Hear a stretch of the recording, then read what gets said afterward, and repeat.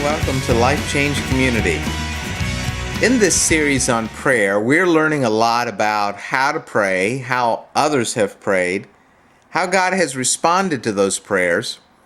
We've learned to be honest, we've learned to be forthright with the Lord, and we've learned that God's okay with that. Listen to these words from King David in the Bible. I wait for you, O Lord. Now let's just stop there for a moment.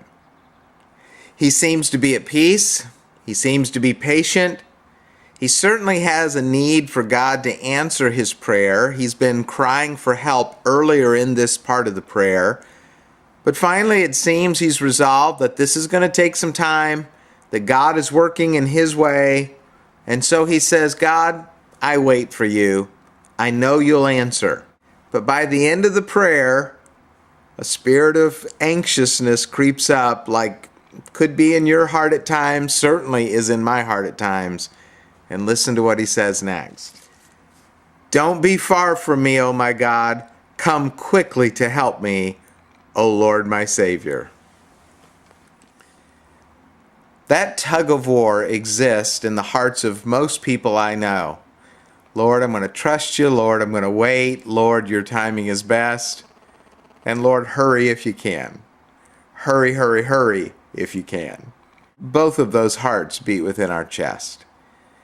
We want to trust God. We want to be in line with his timing. We want him to do it his way because we know his way is best. And yet, the anxieties of life, the worries of life, sometimes our belief that we know when is best, those things get in the way. The truth is, God listens to both prayers. He knows we're trying to trust. He sees us trying to be patient, and yet he knows our hearts are beating fast in anxiety. Come quickly, Lord. Don't be far from me, God. Answer me now. And our Father holds us in his hands, and he takes all those prayers. He works in his way. He works in his time, and he always works for our good. And that keeps us praying, and prayer will change our life.